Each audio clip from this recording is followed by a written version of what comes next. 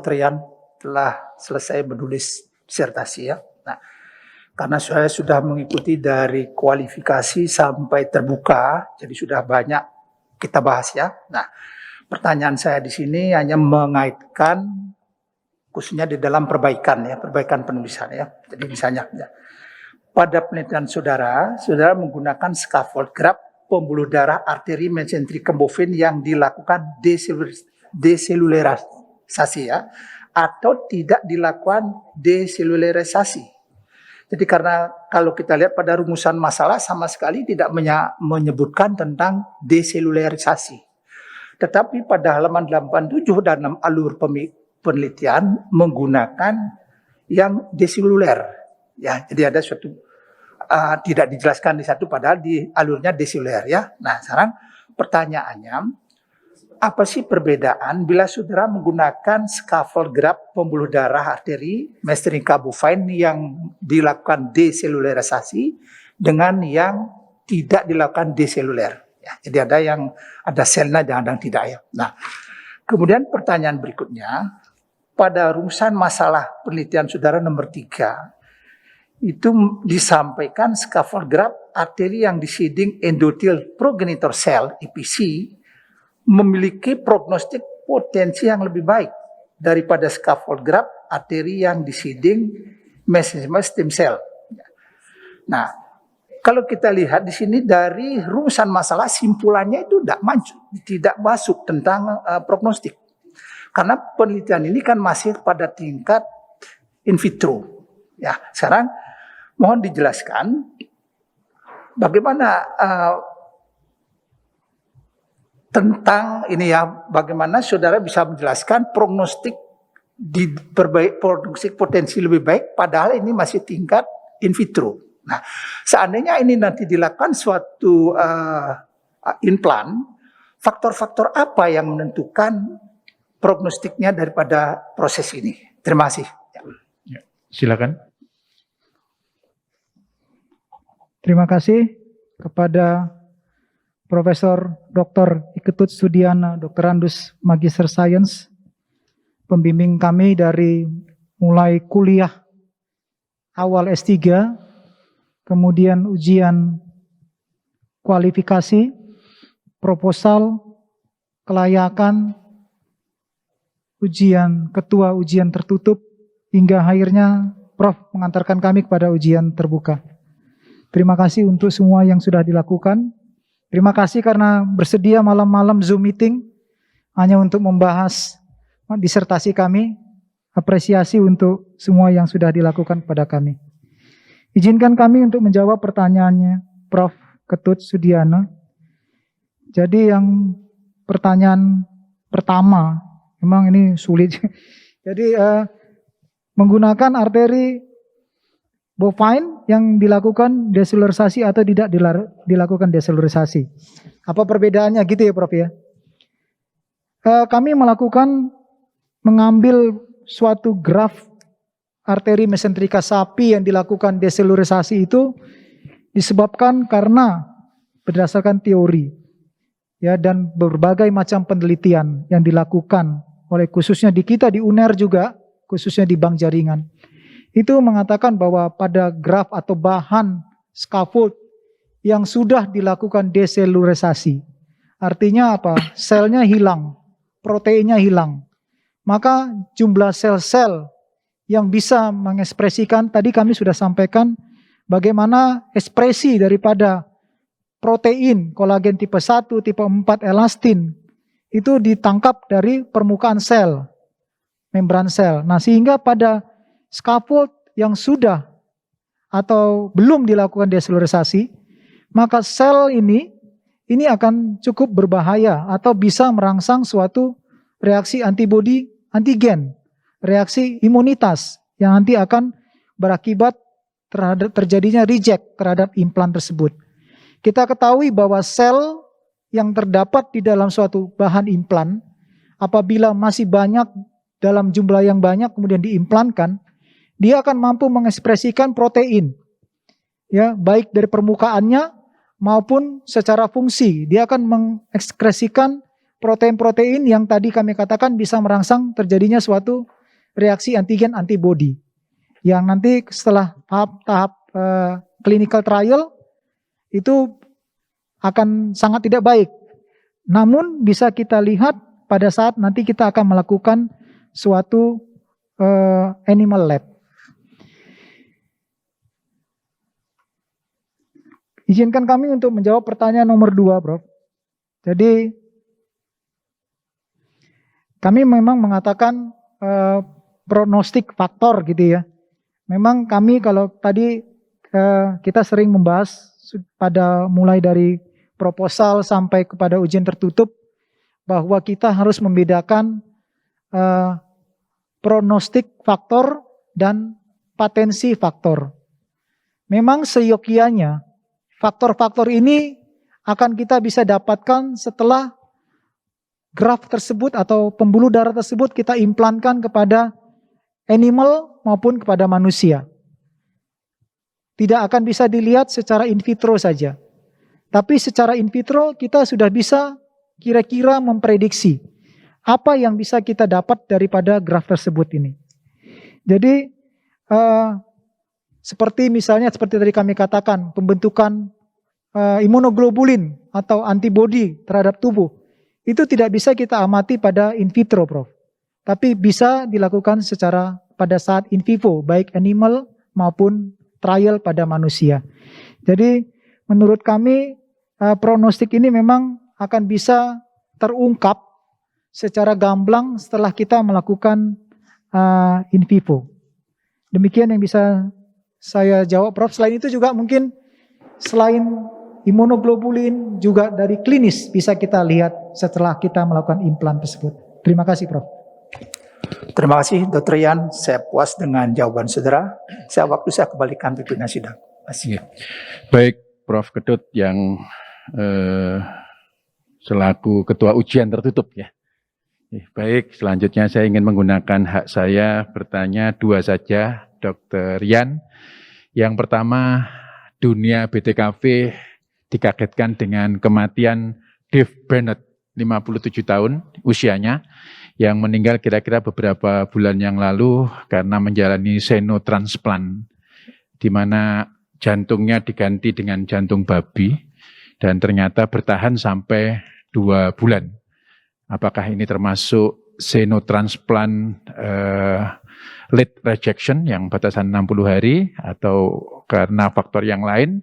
Tetapi menurut saya ini masalah waktu ini, masalah waktu. Kalau Dave Bennett bertahan 60 hari, suatu waktu saya yakin ini bisa bertahan lebih lama lagi dan menjadi sebuah alternatif untuk jantung yang gagal sehingga memerlukan transplant jantung. Bagaimana pendapat dari Dr. Yan? Yang pertama.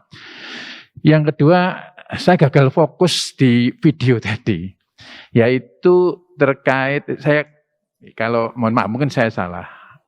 Saat pemotongan dari arteri tadi itu pemotongannya sirkular, ya, tegak lurus sirkular. Kalau kita belajar saat BSS, Basic Surgical Skill, itu pemotongan saat untuk penyambungan arteri, usus, ureter, itu sebaiknya tidak sirkuler. Sebaiknya itu oblik, miring. Sehingga kalau terjadi sikatrik, tidak menimbulkan pembuntuan. Apakah ini sudah berubah untuk saat ini atau memang diperbolehkan sirkuler untuk kalau memang dilakukan pada praktek sehari-hari? Terima kasih. Terima kasih kepada Bapak Dekan selaku Ketua Penguji kami, Profesor Dr. Budi Santoso, Dr. SPWG Konsultan. Terima kasih, Prof, atas izin kami bisa mengikuti pendidikan S3 hingga kami bisa selesai. Dan tidak, saya sudah memenuhi janji sama Prof gitu ya. Dan terima kasih juga Prof sudah, ya, kita bisa melakukan secara offline. Terima kasih atas waktunya. Izinkan kami untuk menjawab pertanyaan nomor yang pertama. Jadi memang dunia kedokteran, khususnya bidang bedah TKP itu memang mengalami suatu milestone atau loncatan dalam berhasilnya suatu transplantasi dari hewan kepada manusia. Ya, walaupun hanya bertahan dalam waktu yang singkat, tapi bagi kami bedah TKP ini adalah suatu loncatan yang luar biasa. Kenapa? Mungkin saya sedikit menceritakan bahwa transplantasi jantung dan paru, ini Prof. Hafil ini pakarnya, dan Prof. Purito waktu di Jerman, adalah transplant yang sulit, bukan karena teknik, tapi karena ketersediaan organ. Jadi organ yang sulit didapat, baik jantung maupun paru, itu membuat yang kita lihat beberapa waktu yang lalu. Jadi organ hewan, itu xenograf diambil untuk diimplankan kepada manusia. Karena memang kesulitan sekali. Nah ini yang kenapa hal ini terjadi. Kami mendapat kuliah dari Prof. Ketut gitu, mengenai antigen antibody. Ya, solid organ itu memang suatu reaksi antibody antigennya sangat luar biasa. Ya, dan seperti pada yang dilakukan ini jantung, dia tidak sama seperti juga solid organ lain, ginjal. Dia tidak dilakukan deselurisasi, Prof. Dia tidak ada fase di mana sel-sel dan protein dari organ yang akan diimplankan itu dihilangkan. Jadi murni apa yang diambil itu yang ditanam. Sehingga reaksi antigen antibody yang ditimbulkan oleh si host atau dalam hal ini manusia itu sangat tinggi. Sehingga diperlukan suatu obat-obatan imunosupresif yang kita bisa lihat pada pasien-pasien dengan transplantasi ginjal ataupun transplantasi sumsum tulang. Itu memerlukan obat-obat imunosupresif. Yang terjadi pada pasien umur 57 tahun ini adalah kematian terang karena terjadinya rejection. Rejection itu bukan hanya secara klinis seperti kita lihat urtikaria atau apa, tidak. Tapi dengan adanya trombosis masif pada seluruh tubuh mulai dari otak hingga perifer kaki, itu sudah merupakan suatu penanda dari adanya rejection daripada tubuh terhadap implan yang ditanamkan. Izinkan kami untuk menjawab pertanyaan nomor 2. Pada kami selaku ahli bedah torak kardiovaskular, itu memang teknik yang diajarkan adalah continuous. Ya, jadi seperti yang kami tampilkan gitu, dan tidak pernah terjadi stenosis, Prof. Memang isunya kan adanya stenosis ya, Prof. Ya. Tidak pernah terjadi. Prinsipnya adalah continuous dengan melakukan tekanan atau tarikan yang sama terhadap semuanya. Dan disarankan pada pembuluh darah dengan diameter tertentu. Kalau memang pada diameter yang lebih kecil, mungkin bisa dirubah arahnya longitudinal untuk mencegah stenosis tersebut. Teknik-teknik itu bisa tergantung situasi. Kalau kami ahli bedah, misalnya kami mendapatkan suatu pembuluh darah yang terlalu kecil, ya kami akan melakukan teknik secara longitudinal gitu, sehingga mendapatkan area yang lebih luas untuk mencegah terjadinya stenosis. Demikian, Prof. Ya. Baik, Dr. Yan, saya puas dengan jawabannya. Waktu lebih dari 60 menit bagi para penyangga telah selesai. Untuk selanjutnya kami tawarkan kepada undangan akademik untuk mengajukan pertanyaan. Yang pertama, kami berikan kesempatan kepada Ketua Kolegium, Dr. Ketut Putuyasa, dokter spesialis bedah torak kardiovaskuler konsultan. Saya persilakan, Prof. Ketut. Terima kasih, Prof. Budi Santoso, pimpinan sidang yang saya muliakan. Pertama-tama saya ingin menyampaikan selamat kepada Dr. Yan, teman seperjuangan saya ini waktu saya belajar di Singapura. Beliau di Singapore General Hospital, saya di National University Hospital. Jadi sepertinya kita sangat beruntung juga diberikan kesempatan untuk mendalami pendidikan S3. Ya, selamat sekali lagi. Dan yang saya ingin sampaikan sebelum saya bertanya, saya seperti merinding ya, karena apa yang disampaikan oleh hasil penelitian Dr. Yan ini merupakan mampu menjawab persoalan-persoalan di bidang bedah torak, kardiak, dan vaskuler. Khususnya kebetulan saya menyukai menggeluti bidang peripheral artery disease yang sangat relevan dengan temuan saudara saya ini, di mana pada pasien-pasien peripheral artery disease saat ini kelangkaan untuk mendapatkan suatu konduit vaskuler sangat kami rasakan, sehingga kami juga mengembangkan prosedur endovaskuler, Prof, untuk menjawab tantangan kelangkaan dari konduit itu. Namun prosedur endovaskuler itu penuh risiko dengan radiasi. Kami juga sebetulnya sangat was-was juga dengan jangka panjang dari efek radiasi ini. Namun tidak ada jalan lain, dan sekarang Dr. Rian sudah menyampaikan hasil yang sangat luar biasa, membanggakan. Sekali lagi saya acungkan jempol buat saudara saya ini. Sekarang yang kedua, Prof, kalau memang di sini ada tisu bank, saya berharap di Udayana dan Rumah Sakit Sanglah juga kami berharap ada, mudah-mudahan para guru besar bisa membimbing kami pengembangan di Sanglah di Udayana. Kami siap untuk belajar di sini, Prof. Kami langsung ke pertanyaan. Tadi barangkali sudah disampaikan sekilas bahwa kalau lihat dari konten scaffoldnya itu adalah masuk kategori xenograf, kan.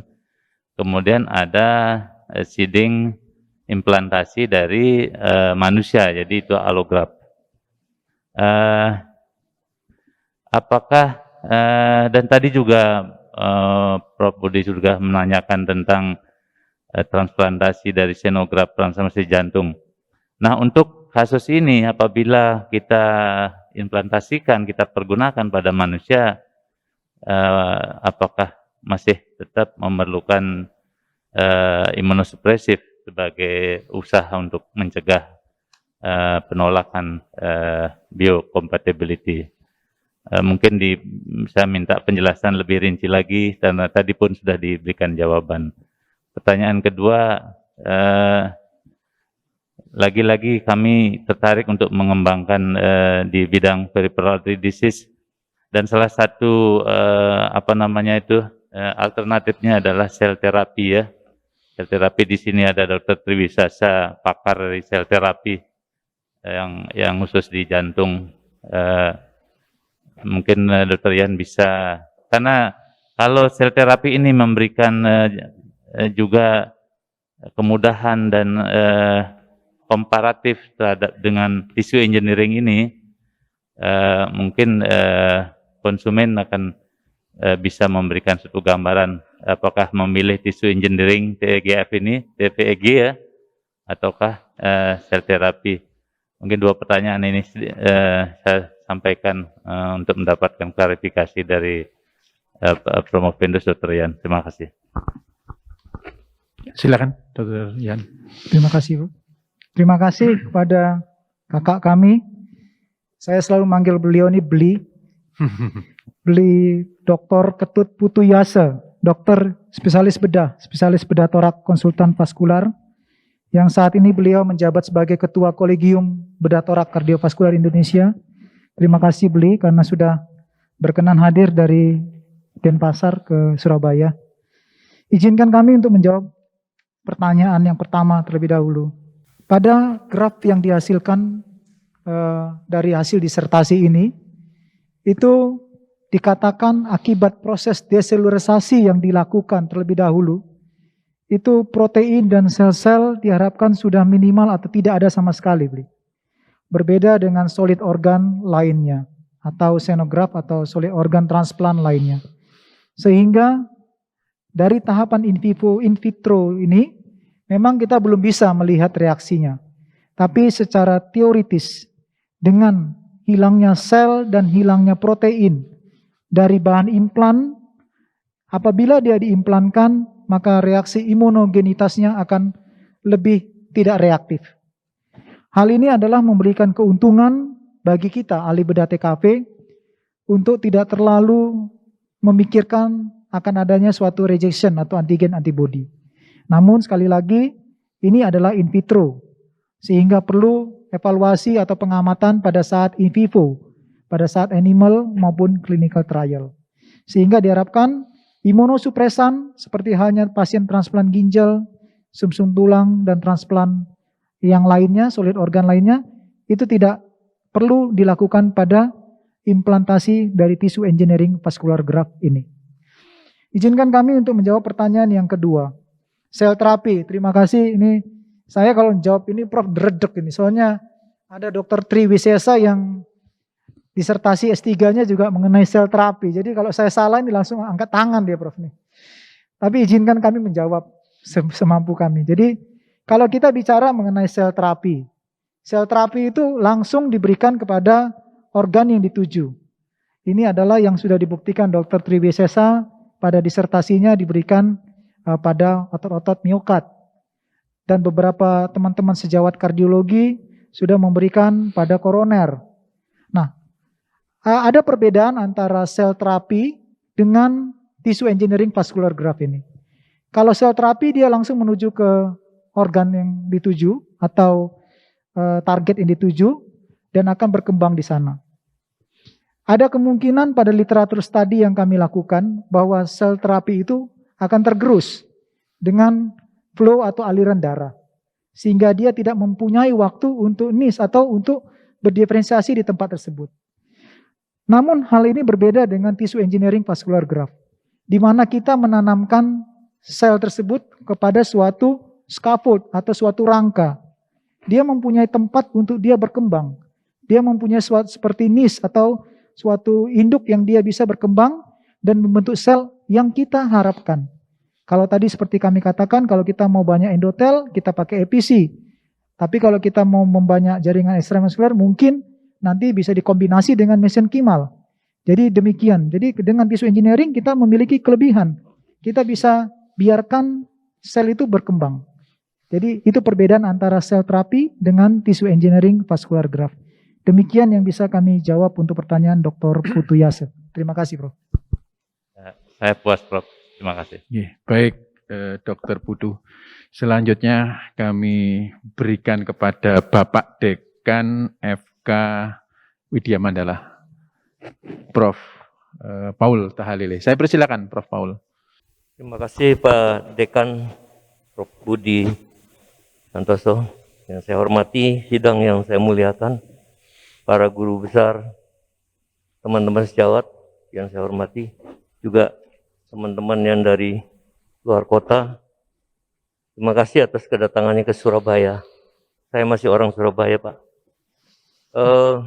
Menarik sekali memang suatu disertasi kemudian diuji.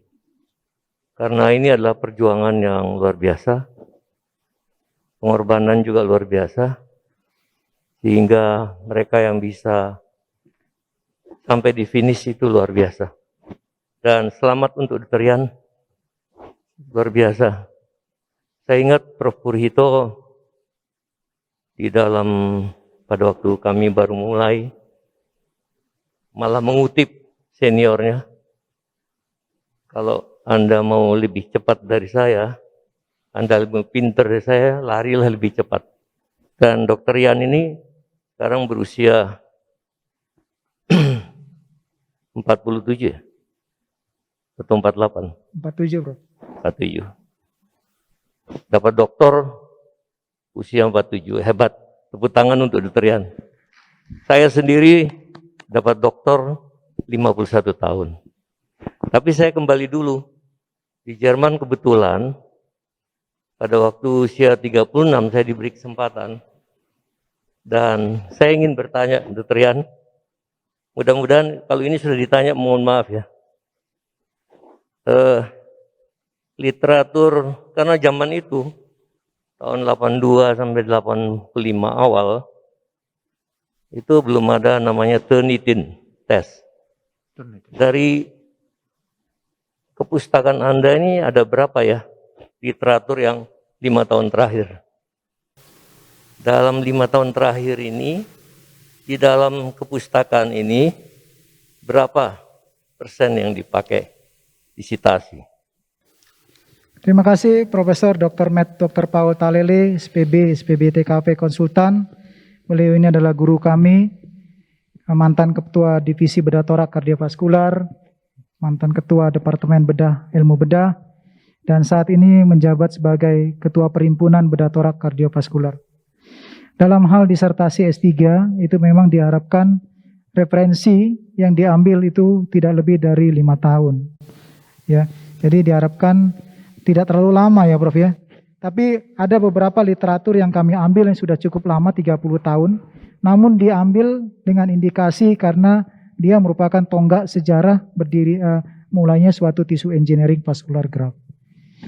Jadi kalau yang 5 tahun ini hampir dari 60% merupakan referensi dari kami Prof. Terima kasih Prof. Paul. Ya, terima kasih. Pertanyaan berikutnya boleh, Pak? Boleh Prof, boleh Prof. Di literatur terakhir oleh, ini mungkin doktor atau profesor Chow dari RRC, bisa enggak disampaikan pada saya, disitasi di kira-kira di bagian mana ya daripada tulisan Anda, disertasi Anda?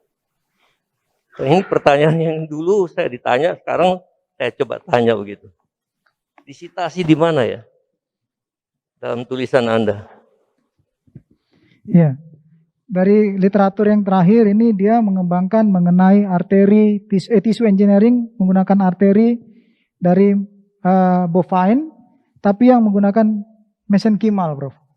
Jadi ini adalah latar belakang kami karena untuk yang endothelial progenitor cell itu sangat jarang sekali atau bahkan belum ada.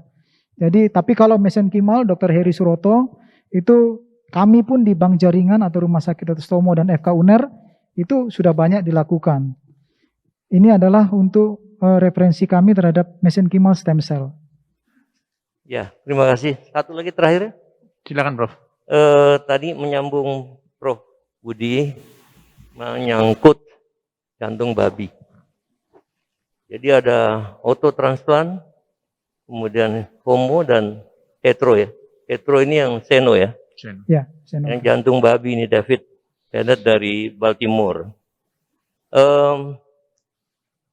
Ini kan dari seno toh. Xenograft, Seno dari binatang kan, binatang. hewan. Persis. Kenapa enggak pakai homo ya? Kenapa enggak pakai homo? Karena lebih banyak tuh bahannya homo itu. Banyak yang meninggal, tinggal ngambil aja. Terus yang kedua, dalam kaitan ini, itu yang sepanjang yang saya baca, mereka tuh berpuluh tahun itu, penelitian itu. Dan masalah penolakan ini sangat serius. Karena itu, hanya ada 10 gen yang dirubah, sehingga bisa menyerupai jantung manusia. Nah, sehingga reaksi penolakan, justru ini ada kontroversi di sana. Sebagian mengatakan tidak ada penolakan. Bagaimana pendapat Dr. Yan? Terima kasih. Silakan Dr. Yan. Terima kasih Prof. Paul. Jadi kami coba homograf itu artinya kita mengambil dari yang sama. Misalnya kalau dari manusia, dalam hal ini adalah suatu kadaver. Diambil dari kadaver, yang artinya yang sudah meninggal, kemudian kita ambil. Ada beberapa keuntungan dan kelebihan daripada kadaver transplant. Misalnya kita ambil pembuluh darah atau vena dari pasien yang sudah meninggal. Kita hanya bisa mempunyai waktu yang pendek sekali sebelum kita mengambil bahan tersebut.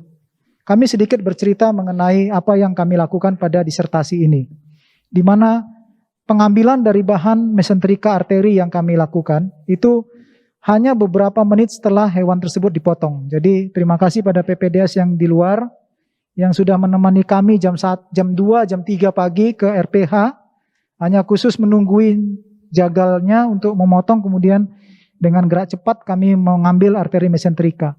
Sehingga, karena apa? Karena tidak boleh terlalu lama. Begitu terlalu lama, sudah terbentuk trombus, akan merusak lapisan endotel ataupun struktur pembuluh darah. Sehingga itu akan mempersulit pada saat kita proses pengolahan. Namun apabila kadaver ataupun misalnya mohon maaf dari orang yang sudah meninggal kita melakukannya, itu memang mengalami kesulitan Prof. Bila dibandingkan dengan xenograf ini. Yang pertama dari segi teknis dan yang kedua kita juga harus standby 24 jam. Apa yang kami alami di Sydney sewaktu kami mengalami pendidikan seperti halnya Dr. Heru Subroto, transplantasi itu biasanya terjadi pada dini hari.